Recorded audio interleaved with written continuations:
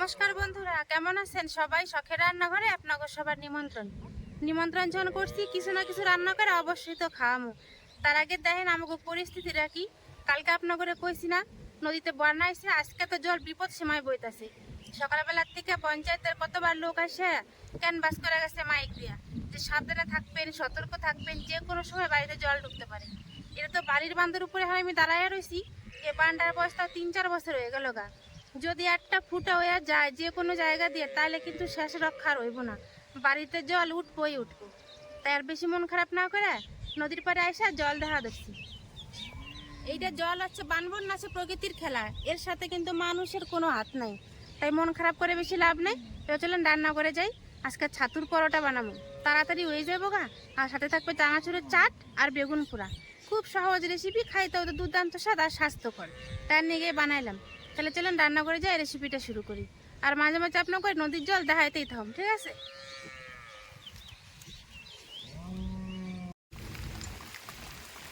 রান্না করে আইসা এই বাটির মধ্যে আমি 500 গ্রাম আটা নিছি।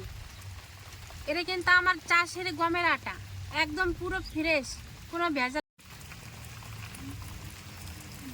আটার মধ্যে আমি সামান্য পরিমাণে লবণ দিয়া, যেরকম আমরা রুটি খাই সেরকম করে আটাটা আমি ছেনে নেব।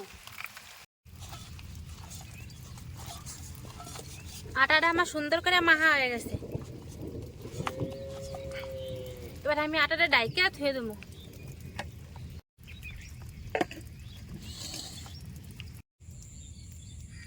আটাটা ছেনে তো ডাইকে থুইছি। এখন এই বাটির মধ্যে আমি 200 গ্রাম ছোলার ছাতু নিছি। এই ছাতুটারে এখন মাখাই নেবো। কি কি দিয়ে মাখাই সেটা আপনার করে দেখাই দেবো। কুচি কুচি করে কুচাই রাখা পেঁয়াজ দেবো। পেঁয়াজটা যত মিহি করে কুচাবেন ততই ভালো।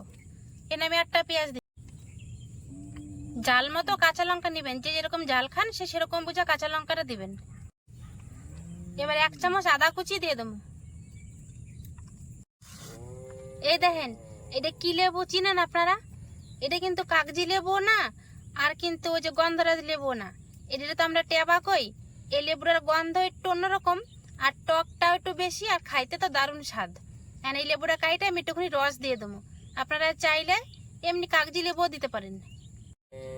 এই দেখেন লেবুটা কাটছি, কি সুন্দর রং না ভিতরে। এই লেবুটা চিপে অল্প একটু রস দিয়ে দেবো। দেখছেন কি রস।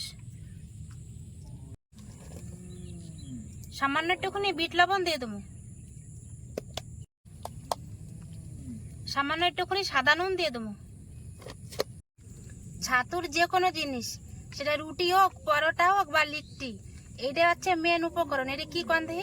এটা হচ্ছে টক ঝাল আচার, আচারের তেল আর কি, রাম তেল বা আচারের তেলও কইতে পারেন। এই আচারের তেল ছাড়া কিন্তু ছাতুর যে কোনো রেসিপি মিথ্যা কথা। এখানে সবকিছু উপকরণ দিয়ে আমি এই ছাতুটা ভালো করে মাখাই নেবো। চামচ হইব না, দাঁড়ান, হাত দিয়ে মাখাইতে হবো।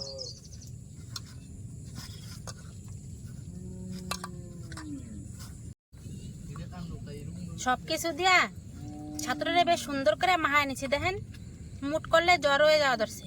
জল দিবেন না কিন্তু ছাতুর মধ্যে, ভালো করে মাখাবেন, তাহলে দেখবেন সুন্দর জ্বর জ্বর হয়ে যাবে।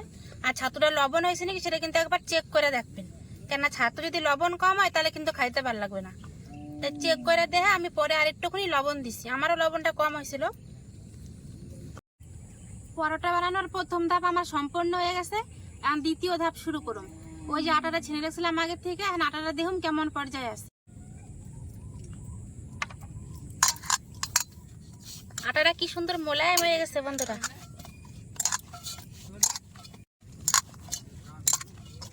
আটাটা আমি আবারও ভালো করে 2 মিনিট মাখায় নিছি। এমনিতে তো মোলায়েম হয়েছিল, আরো 2 মিনিট মাখাইছি। এখন দারুণ সুন্দর হয়েছে আটাটা। এখন ছোট ছোট করে লেচি কাটে নেবো। এই দেন, যেরকম আমরা রুটি বানাই, রুটি খাই, সেরকম রুটির লেচির মতো সব করে লেচি আমি কাটে নেবো। একটা আটার লেচি নিয়ে আমি যেরকম আমরা পুলি পিঠার মাঝখানে খোল বানাই, সেরকম মাঝখানে খোল বানাই হলাম। এই দেন মাঝখানে খোল বানাইছি। এখন এটার ভিতরে ছাতুটার মধ্যে এখন বইরে দেবো। যত বেশি করে ছাতু দিবেন খাইতে তত বেশি ভালো লাগবে। ছাতুটা দিয়ে এরকম টাইট করে দিবেন চাপ দিয়া, তারপরে সুন্দর মতো মুখটারে এরকম আটকায় নেবেন। এই দেখেন কত সহজে মুখটা আটকে গেল না। কারণ এইটারে এবারে একটু করে বেলে নিতে হইব।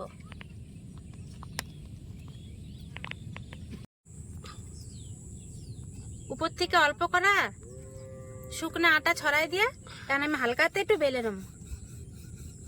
তাড়াহুড়া করবেন না, কিন্তু আস্তে আস্তে বেলবেন,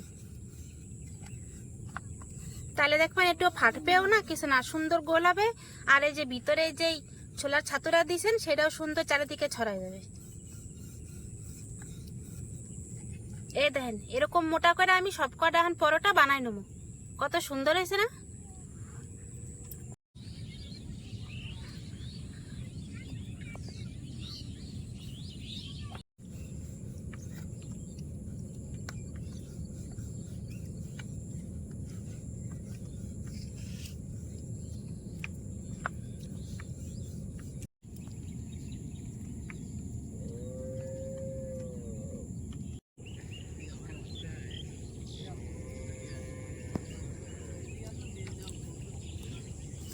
কত মানুষ এসে দেখেন নদীর পাড়ে জল দেখার নিগা। সব করে পরোটা আমার তো বানানো হয়ে গেছে। এখন উনান ধরাই দিছি, এখন চাটুর উপরে পরোটাগুলো ভাজে নেবো, তাইলে হবো। চলেন তাহলে ভাজা শুরু করে দিই। চাটু গরম হয়ে গেছে, এখন আমি পরোটাগুলো ভাজে নেবো। পরোটাটা আমি সাদা তেল দিয়ে ভাজছি, আপনারা ঘি বাটার দিয়েও ভাজতে পারেন। আর দেন কি সুন্দর ফুলছে না। মানে একইভাবে আমি সব করে পরোটাই ভাজে নেবো।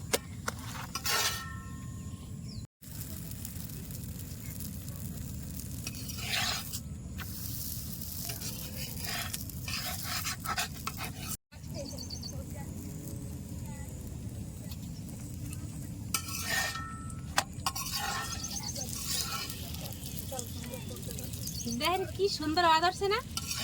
যে কোনো জিনিস বানাইলে যদি সুন্দর হয় বন্ধুরা, তাহলে খালি বানাইতেই ইচ্ছা করে।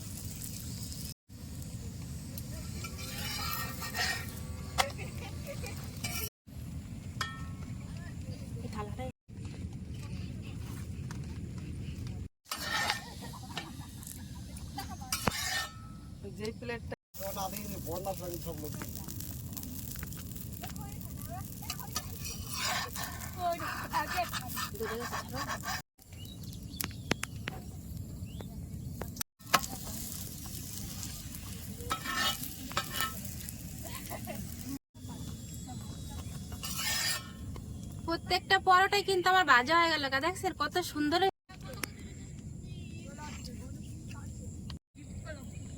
পরোটাগুলো তো সব আমার ভাজা হয়েই গেল। এখন এই বেগুন দুটা পুরাই নেব।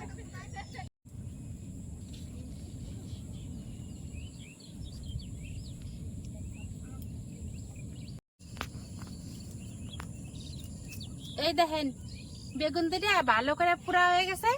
কারণ বেগুন দুটা আমি ছাড়াইয়া পরিষ্কার করে তারপরে মাখাই নেবো। বেগুনটা ছাড়াইয়া পরিষ্কার করে নিছি, আর বেশি করে পেঁয়াজ কুচাই নিছি। বেগুন পোড়াই দিমু, আর ওই যে চানাচুরের চাট বানামু এর মধ্যে দিমু। এখন চলেন মাখাই মুহাইয়া ওই যে বেগুন পোড়াটাও রেডি করে হালাই, আর চাটটাও রেডি করে হালাই। এক পাশে বেগুন পোড়া নিছি, আর এক পাশে বেশি করে পেঁয়াজ। এখন পেঁয়াজটারে নুন লঙ্কা দিয়ে ভালো করে কচলাই নেবো। স্বাদ মতো নুন দিমু। আমি 3টা শুকনো লঙ্কা ভাজা নিছি। আপনারা যেরকম জাল খান সেরকম বুঝে নিবেন।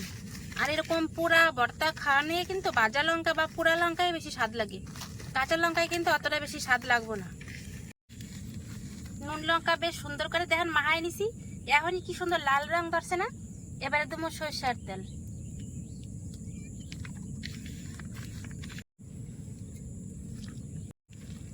পেঁয়াজটা মাখানো হয়ে গেছে, আর এত সুন্দর ঝাঁজ উঠছে না বন্ধুরা, দারুণ। এখান থেকে আমি অর্ধেক ভাগ করে নিলাম। এই অর্ধেক দেবো ওই যে চানাচুরের চাটের মধ্যে, আর এই অর্ধেক দিয়ে বেগুন পোড়াটা আমি মাখাবো। তাই এই অর্ধেকটা আমি এখন বাটির মধ্যে উঠাই নেবো।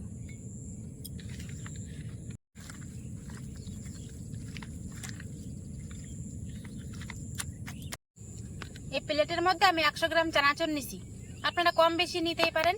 এখানে চানাচুরের মধ্যে এই যে পেঁয়াজটা মাখায় রাখছিলাম, এই মাখা পেঁয়াজটা এখন দিয়ে দেবো। এখন সেই সুগন্ধ লেবুটার আর 2-3 ফোঁটা রস দিয়ে দেবো।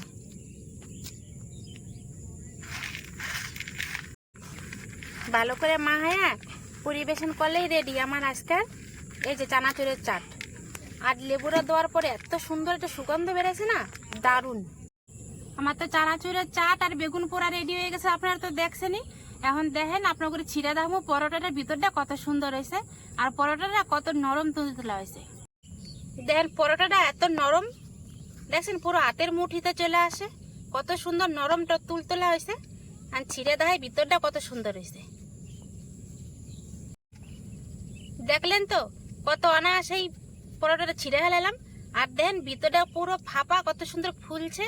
আর এই যে ছাতুর পুরটা গোটা পরোটার ভিতরে মাখায় রয়েছে। এবার চলেন খাইয়ে দেওয়ার পালা, খাইয়ে দেখুন কেমন স্বাদ হয়েছে।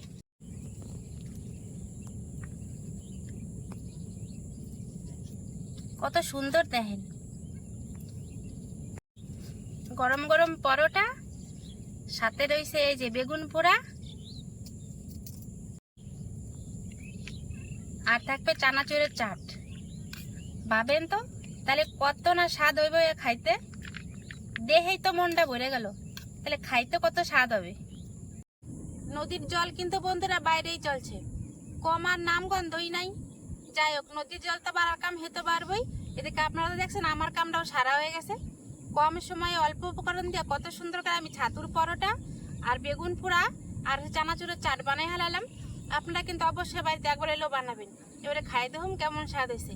আজকে জানেন তো পরোটা বানাতে বানাতে 3টা বন্ধু আইছিল, কোনটা খাইয়া চলে গেছে গা, কোনটা রিভিউ দিতে পারে নাই গা। কি করে মগজ তাহলে আমারই খাইতে হবো। এরা তো খাই দারুণই ভালো কইছে, এখন আমি খাই দেখি কেমন স্বাদ হয়েছে।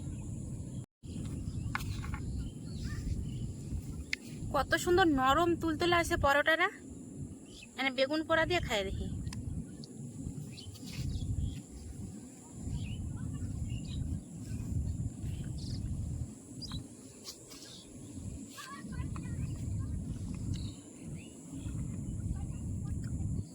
ছাতুর পুরটা খাইতে এত সুন্দর হয়েছে না, ভিতরে যখন মুড়ির মধ্যে ছড়া যাচ্ছে ছাতুর পুরটা খাইতে দারুণ সুন্দর লাগা ধরছে। আর বেগুন পোড়ার স্বাদটাও তো অসম্ভব ভালো হয়েছে।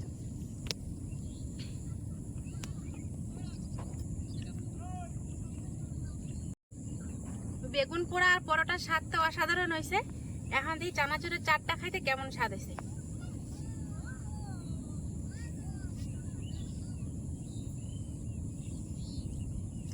দারুণ দারুণ হয়েছে।